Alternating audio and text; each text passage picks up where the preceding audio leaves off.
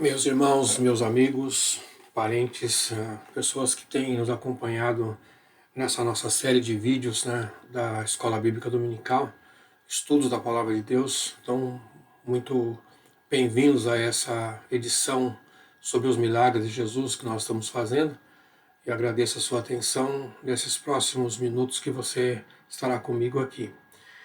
Esta aula que nós vamos apresentar aqui, ela foi dada no domingo dia 3 de outubro, na nossa Igreja Batista em Vila Romana, que é a nossa nova denominação da Igreja Batista da Lapa, não é? Votada há pouco tempo com esse novo nome agora. Muito bem, então nós estamos aí dentro da nossa Escola Bíblica Dominical, que é oferecida presencialmente todos os domingos às 10 horas da manhã. Então se você tiver uma chance e quiser estar conosco presencialmente, bem-vindos. Então, todo domingo às 10 horas da manhã, na rua Fábia 508, aqui na Vila Romana, São Paulo. Nós vamos tratar hoje sobre a ressurreição de Lázaro. A ressurreição de Lázaro, na minha opinião, é muito mais que um milagre. Não é? Quando a gente fala que é um milagre, nós já, por si só, já pensamos assim, é uma grande coisa, um grande feito. Não é? Quando eu digo que é muito mais que um milagre, é o que poderia ser 2 milagres, não é? Mas o texto de João é tão rico que certamente há muito mais que o milagre em si, né, de tirar o João da tumba. Não é? O evangelista João explora esse tema, né, em praticamente 2 capítulos, no capítulo 11 e no capítulo 12. Não é? Então ali a família de Lázaro, Marta, Maria, não é?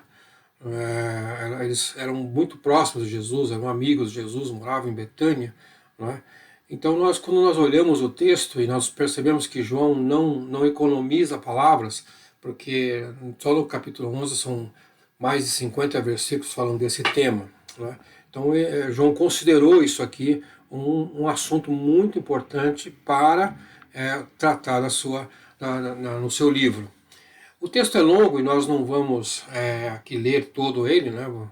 Provavelmente, se você tiver a sua Bíblia aí, seria interessante que você abrisse a palavra de Deus agora e pudesse acompanhar comigo aqui a partir do verso 1. Né? Então, o texto bíblico fala que havia um homem chamado Lázaro, né? Não há muita informação mais sobre Lázaro, né? Apenas diz que ele era um homem, né? Nem atribui a Lázaro algum tipo de fé, né? Como um justo, assim, penitente, coisa nada disso. Né? Ele era de Betânia, né? Um povoado bem pertinho de Jerusalém, né?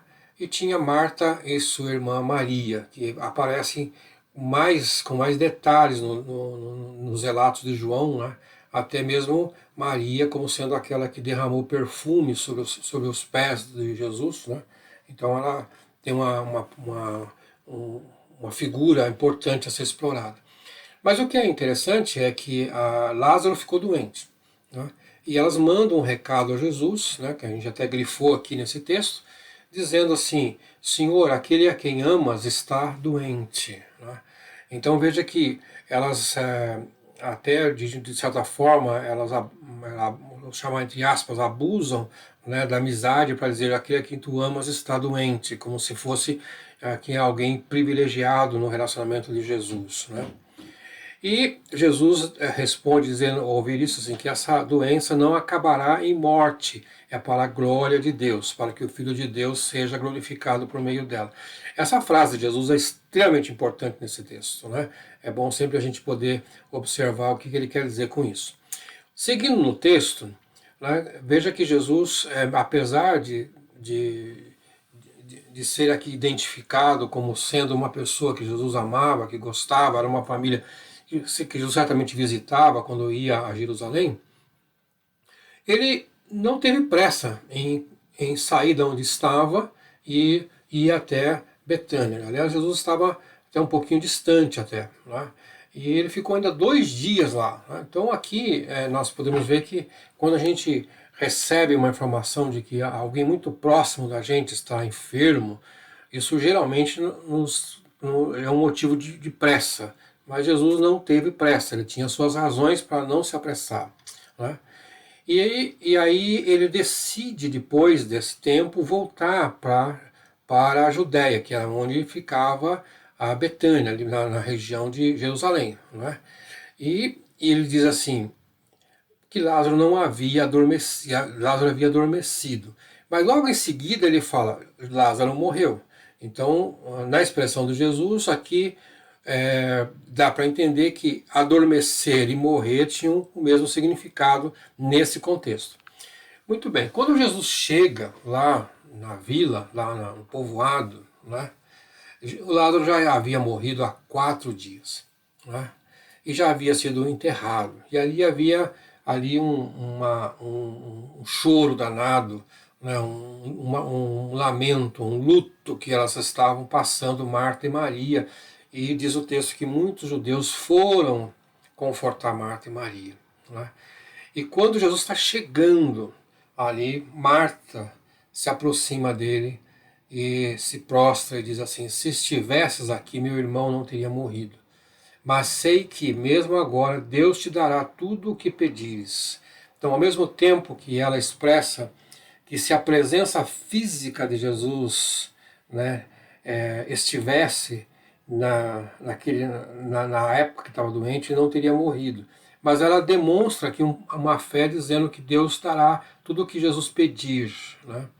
E Jesus conforta e diz assim, ele vai ressuscitar. E Marta expressa novamente a sua fé, vai estar no último dia. Marta não tinha uma expectativa de ver seu irmão vivo novamente. Né? E depois vem Maria. Maria se prostra outra vez e diz assim, se estivesse aqui meu irmão não teria morrido. Ela usa a mesma frase que a irmã Marta havia dito. E aí houve um momento de comoção, né? Jesus chega próximo do túmulo e diz o texto, Jesus chorou. Esse texto de Jesus chorou, o versículo é considerado como um dos menores versículos da Bíblia, se não for o menor. Né? E a população que estava ali do lado, os vizinhos, os parentes e outras pessoas que chegaram, também se emocionaram e perceberam que Jesus tinha um carinho muito grande por Lázaro, Marta e Maria. E aí Jesus vai até ali próximo da gruta, onde ele foi sepultado, e falam, tirem a pedra. Tire a pedra que tampava. Era costume naquela época, naquela região, enterrar pessoas em grutas. Né? Jesus mesmo foi enterrado numa gruta, que eles chamavam de túmulo, né? É um buraco na rocha, e lá se tampava. E Marta diz assim, Marta era muito pragmática, né? Marta dizia assim, já cheira mal. Né? Como se disse assim, ó Jesus, você vai tirar a pedra aí, mas vai sair aqui um mau cheiro danado aqui, né? Tá tudo podre aí dentro, né? E Jesus não leva em conta essa fala dela. Né? E ele apenas levanta uma oração ao Pai. Esse também é um ponto interessante nesse texto, né? Porque Jesus faz questão de orar a Deus e ele se coloca claramente na posição de filho do Altíssimo aqui. Né? E, Pai, eu te agradeço porque me ouviste. Né? Eu sabia que sempre me ouves, mas disse isso por causa do povo que está aqui, para que creia que tu me enviaste. Então, aqui tem um objetivo claro nessa oração, de que o povo identificasse a deidade de Jesus, né? Que ele era o Filho de Deus. Né? Muito bem, então nós temos aqui esse trecho, né? E aí Jesus tira a pedra, e nós vamos ver aqui no texto para frente, que ele manda Lázaro sair, ele dá um brado, né? Uma ordem em voz alta, Lázaro, venha para fora, né? E Lázaro sai. Né? No livro de João, nós não temos muitos milagres relatados. João é um evangelista que não se preocupou muito com os milagres. Na verdade, nós temos 6 milagres registrados no livro de João.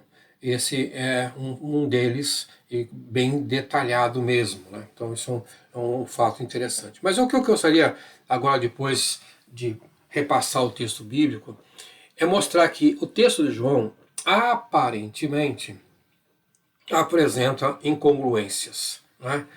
Parece que uma hora diz uma coisa e na outra hora diz outra, como se fossem contradições. Então, no verso 4 diz assim, que a doença não era letal, não era para a morte. No verso 14, Jesus disse, ele morreu. Não é? Então, o leitor atento vai dizer assim, mas Jesus se contradisse, né? Falou que não ia morrer, mas Lázaro morreu. Depois, veja outra contradição interessante. Jesus foi informado que uma pessoa a quem ele amava estava doente, e ele levou tempo para atender. Aí você pensa, mas que amigo é esse? Que pessoa chegada é essa? Que não se apressa, parece que não se condói, né, com a urgência da coisa. Isso é uma outra contradição aqui, uma outra incongruência. No verso 10:40, no capítulo anterior, o texto fala que Jesus estava próximo do Jordão, na região onde João Batista batizava. Né? Então, ali próximo até de Jericó. Né?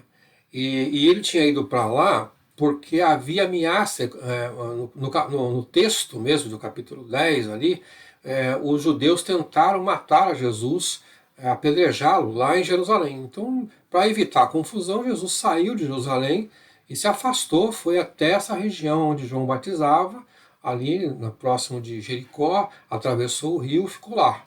Né, uma região também que tinha um deserto lá próximo. Né. E depois que ele recebe a notícia, ele fala, vou voltar para a Judéia. E aí os discípulos ficam sem entender, mas você saiu de Jerusalém porque ia ser apedrejado, e agora você quer voltar para a região de Jerusalém, você vai ser apedrejado de novo. Então, uma aparente contradição. A resposta de Jesus para essa indagação dos discípulos parece um enigma. Ele fala, andar de dia e andar à noite. Então ele fala, quem anda de dia não tropeça, quem anda à noite pode cair, né? Estaria fugindo. Né? Então fica aqui o enigma e a gente poderia talvez interpretar isso dizendo o seguinte, quem anda na luz de Jesus, né, não se atrapalha. Né? Mas quem anda à noite como se estivesse fugindo, né, se Jesus continuasse a fugir, né, então traria problema para ele. Muito bem. Eu queria também mostrar para vocês aqui no mapa que a Bíblia fala que Jesus em duas regiões, né? E aqui fala em Betânia. Parece ser que havia duas Betânias, né? Uma que é citada no capítulo 1, verso 28, né, onde João batizava, e a outra que é essa Betânia que está Marta, Maria e Lázaro, né? Então essas duas Betânias, tá? Essa Betânia que está naquela região da Pérea, ali onde João Batista até foi preso lá e tudo, né? Essa é um ponto interessante porque ficava próximo a Jericó e tudo dá a entender que quando o povo entrou na Terra Prometida com Josué, eles passaram exatamente nesse ponto, quando cruzaram o Rio Jordão. Então era diria assim, uma região assim bem importante na história do povo judeu. Né? Eu estava ali e estava, eu diria assim, a alguns quilômetros de Jerusalém. Né?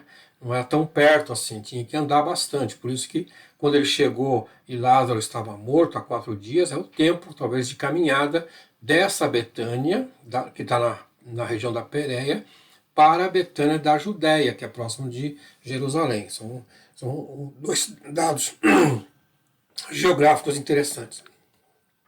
Muito bem. Continuando as nossas incongruências, né, nós vamos encontrar no verso 16 um Tomé corajoso. Uma frase parece lançada ao vento. Vamos juntos para morrer, né, quando Jesus decide voltar para a Judéia. E lá em João 20, 25, então, Tomé, aqui no verso 16, aparece como um homem corajoso disposto a morrer. Mais na frente, Jesus já havia ressuscitado, aparece esse mesmo Tomé duvidando da ressurreição de Jesus. Né? Então, parece também ser uma incongruência no comportamento de Tomé. A fé de Marta e Maria, apesar de ser uma fé até bem demonstrada, né, que cria, ela fala, eu creio que tu és o Cristo, né, então isso é uma declaração realmente importante, não é? Né? Mas ela não tinha concepção, não tinha ideia clara do que esse Cristo, Filho de Deus, poderia fazer de fato. Então por isso é que ela, de certa maneira, duvidou, né, de que Lázaro poderia ser ressuscitado, ela só esperava isso no final dos tempos, né? Mas aí essa experiência de Marta e Maria é bastante rica, né? Porque ela vê que aquele Cristo que ela cria, de fato, podia fazer grandes coisas. Ele é o Filho de Deus. Jesus demonstra também um comportamento, primeiro como Jesus homem, uma pessoa que amava, né? Tinha sentimentos humanos pelas outras pessoas, né? E se comove diante do quadro que estava ali. Então você imagina que havia muita gente ali naquele próximo da sepultura, da tumba, né? E ele chorando, Jesus também não ficou indiferente com isso. Na Bíblia aparecem poucas situações em que Jesus chorou, parece que somente 3. Jesus chorou por Jerusalém, quando ele viu aquela população toda perdida, sem Deus ali, chorou pela destruição de Jerusalém. E o livro de Hebreus também fala de um outro choro, né, que Jesus provavelmente teve na cruz, mas isso não está nos evangelhos, né? E esse Jesus homem também se mostra Jesus Deus, Filho de Deus, né, no verso 42, quando ele faz a oração ao Pai, né? E aqui nós vemos no verso 45 que o povo, né, o povo simples que estava ali, vendo o que Jesus fazia, creu nele, né? Houve ali um momento de percepção, ó, este é o Messias enviado, né? Mas os fariseus e a elite religiosa viram nesse milagre uma ameaça ao poder que eles tinham. Então, a partir do verso 53, fica claro aqui que os judeus iriam matá-lo de qualquer forma, né? Então eu considero o verso 53 um divisor de águas, né? Até então Jesus era ali questionado por os fariseus, saduceus, e escribas e tudo, né? De vez em quando ficavam meio bravos e tentavam dar uns tapas nele e tal. Mas no verso 53, a ameaça se torna mais forte, né? Então a partir dali havia um interesse mesmo em matá-lo, porque Jesus agora fazia sombra à elite, né? E o Caifás e os demais que faziam parte do Sinédrio, então ficaram sentindo que Jesus poderia tomar o lugar deles, e ali a decisão era de matá-lo, né? Bom, então essas são as contradições que eu estou colocando aqui, as incongruências do texto, né? Mas, para a nossa visão de um modo geral, se você observar aqui comigo, né, desde que eu estou colocando aqui as primeiras, né, isso para nós parece que não faz muito sentido, mas no plano divino, no plano de Jesus, né, essas coisas não tem nenhuma, essas incongruências não existem, não é? Se Lázaro dormiu ou Lázaro morreu, para Jesus não faz diferença.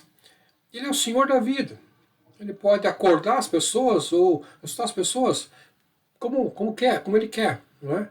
Então o tempo para ele também não é uma coisa tão importante assim, porque ele é atemporal, não é? Também como a distância, Jesus tem controle de toda a geografia, né? Jesus quis andar, como era na época, mas ele poderia ter pegado uma carruagem celeste e ter se apressado. Então essas coisas para ele não faziam muita diferença, né? Para nós faz diferença, para entender as coisas do ponto de vista humano, não é?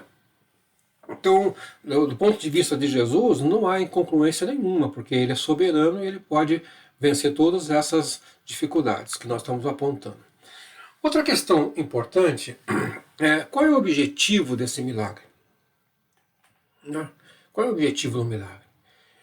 Quando Jesus falou lá no texto, ele fala essa enfermidade ou essa situação era para glorificar a Deus. Né? Então Lázaro aparece aqui como um personagem, né, no milagre, útil para glorificar a Deus, um instrumento de glorificação do nome de Deus. Né? Nós, às vezes, não compreendemos que certas dificuldades que nós passamos, Deus permite que as passemos para que seu nome seja glorificado, para que as pessoas vejam em nós um milagre que ocorreu, para que as pessoas vejam em nós que houve uma ação sobrenatural na nossa vida. E aí nós começamos a ficar tristes, porque nós não conseguimos aceitar uma doença, uma enfermidade, uma perda do emprego, a perda de um familiar, né? E muitas vezes nós estamos vendo aqui nesses tempos de pandemia do coronavírus, né? A perda de muita gente próxima, né? E você não entende isso. Essa semana saiu aí uma estatística no jornal dizendo que entre as profissões os que mais foram afetados foram pastores, vítimas da Covid. Então, é uma coisa para pensar, né? Por que Deus permitiu que tantos pastores morressem de Covid? Né? Então, alguém poderia pensar, mas Deus, o Senhor não ama os pastores? Eles não fazem um trabalho? O Senhor permite que eles morram? Então, essas incompreensões humanas são naturais nossas. Mas Paulo tinha uma visão diferente. Então eu cito aqui 4 textos de Paulo que tem que fazer com que nós possamos uma reflexão em nós para que serve a nossa vida. Né? Então Paulo declara em 2 Coríntios capítulo 4, verso 11, que nós somos entregues à morte todo dia. Paulo, na sua condição de apóstolo, de mensageiro da palavra, passando por todas as dificuldades e perseguições e cadeias e tudo, ele se considerava uma pessoa no holocausto permanente. Né? Então, muitas vezes nós temos que entender que a nossa vida também é um sacrifício vivo ao Senhor, não é? Com risco de morte nisso. Então, essa consciência nós vamos ter. Não é nada estranho que as pessoas próximas do Evangelho, cristãos sérios, e também passem por essas dificuldades. Lázaro passou, Jesus não o poupou da sua dificuldade. Não é? E também no texto de Romanos capítulo 14, verso 8, ele fala, quer vivamos, quer morramos, somos do Senhor. Essa compreensão eu diria que é mais avançada ainda. Quer dizer, que a nossa vida aqui na terra, ou a nossa vida mesmo partindo, né, a nossa morte, nós não somos separados do Senhor. O Senhor continua conosco o tempo todo. Né? A morte não é um impeditivo de que o Senhor nos ame, de que o Senhor se afaste de nós. Né? E lá no Efésios capítulo 1, verso 12, Paulo fala, somos para louvor da sua glória. O objetivo da nossa vida, da nossa missão aqui na terra é que o nome de Deus seja glorificado. Em tudo, na tristeza, na prosperidade, na saúde, na dor, em tudo, nós temos que pensar que a nossa vida é para louvor da glória. Né? E aí Paulo completa no capítulo 8, verso 38 de Romanos, e fala, nem vida nem morte nos separa do amor de Deus. Um texto bastante claro. Né? Muito bem. Algumas pessoas têm muita dificuldade de lidar com a perda, com a morte, né? E que parece que o mundo acaba. Vejam, por exemplo, essa imagem aqui que eu construí, né? Com base num texto divulgado na imprensa americana, né? Sobre uma pessoa que morreu, e diz assim, desliguem o sol, esvaziem o mar, soltem a lua da terra, porque a nossa esposa, mãe, avó e bisavó jaz aqui. Então a pessoa que colocou isso, anunciou isso num jornal, foi colocado num jornal isso, num obituário, né, dá a entender que a vida acabou para eles. Né? Todo o planeta, toda a galáxia, ela não faz mais sentido. Né? Enquanto, veja que essa é uma visão muito miúda, muito pobre, né, terrestre, né, diferente da vida cristã que nós, como Paulo disse, que nós vivamos ou morramos, somos do Senhor, nós somos para a glória dele. Muito bem. Algumas coisas que eu diria que são impactos da morte de Jesus. E por isso que eu disse aqui no começo que o milagre de ressurreição de Lázaro é mais que um milagre. Né? Então, veja o seguinte, ó, coisas impactantes que nós temos no texto. Jesus revela o seu lado bastante humano, comovente, ele chorou. Né? Outra coisa, não há privilégios para os amados de Jesus. Né? Apesar dos crentes, muitas vezes são fiéis e tementes e sérios, eles não serão excluídos da morte não serão excluídos das dores. Eles padecerão como os demais também, só com uma grande diferença. O sofrimento deles será para a glória de Deus, segundo a vontade de Deus. Né? Entre o verso 4 e o verso 42, né, nós temos aqui uma declaração veemente da deidade de Jesus. Eu diria que esse milagre ele excede os demais em importância, porque Jesus claramente se declara filho de Deus aqui. Né? Por isso que eu disse que também é um divisor de águas, porque a partir do momento que Jesus se declara filho de Deus, a raiva, a ira dos religiosos da época, ela cresce, né, proporcionalmente a isso, a ponto de matá-lo depois na cruz, na semana seguinte até. Né? A experiência de fé é impressionante para Marta e Maria, né, que elas tiveram com Jesus. Né? Quem passa por um momento desse de ver que um familiar que está na beira da morte, a gente não tem visto pessoas ressuscitarem tão frequentemente, nem também na época não era, mas mesmo assim quando a gente vê pessoas que ficam internadas em coma e voltam, é uma experiência impressionante para qualquer um. Né? E, como eu disse também, um divisor de águas quando aparece a sentença de morte para Jesus no verso 53. Né? Muito bem. Mas um ponto muito interessante que me comoveu bastante no texto é que Jesus também traz uma esperança escatológica aqui. Né? Ele fala, eu sou a ressurreição e a vida, verso 25. E se nós olharmos depois no capítulo 5, verso 25 a 28, há um texto que diz assim, quem ouvir a voz de Jesus sairão dos seus túmulos e viverão. Né? Então quando Jesus fala, brada, Lázaro, sai para fora, não é? Aqui Jesus está tirando os seus queridos do túmulo. Né? Aqui há uma vitória sobre a morte. Não é? E quando eu digo que é escatológica, é porque essa mesma chamada um dia será direcionada a nós. Não é?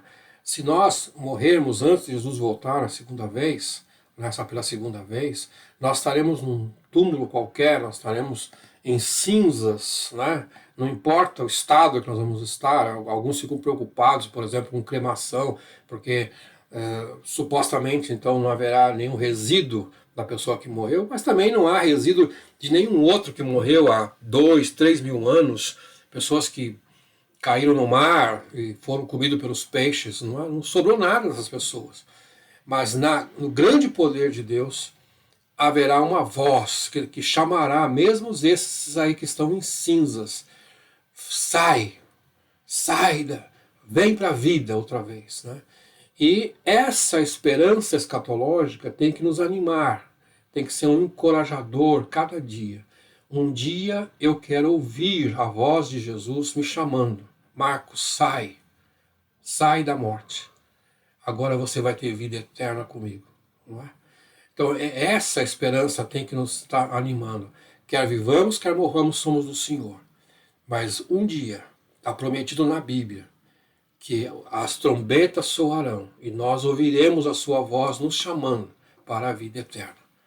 Então, lembrei aqui também de um hino que eu gostaria que encerrasse esse vídeo, um hino antigo, até porque nós temos visto hoje no cenário evangélico, poucas pregações falando dessa chamada, dessa segunda chamada. Há muitas mensagens sobre o nosso dia a dia, como vencer as dificuldades, prosperidade, consolo, alguma coisa, mas essa promessa escatológica tem ficado assim, num segundo plano ou terceiro plano. E aqui nós temos uma gravação antiga de Luiz de Carvalho que fala, quando se fizer chamada, lá estarei. Então com isso eu quero encerrar esse vídeo e desejar a você que você tenha essa esperança de que um dia você ouvirá a voz de Cristo te chamando. Se você tiver o privilégio de estar vivo quando Ele voltar nas nuvens, glorifique a Deus agora. Mas se você morrer, saiba que a sua esperança não morrerá. Um dia você será chamado para a eternidade pelo próprio Cristo. Né? Então, com essa música, eu me despeço de vocês, desejando aí uma abençoada vida espiritual em Cristo.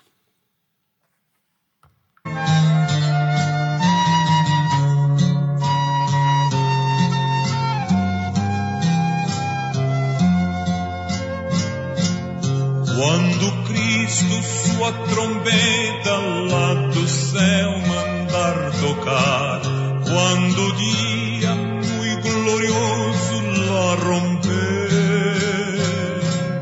e aos remidos desta terra meu Jesus incorporar, e fizer-se então chamada, lá estarei.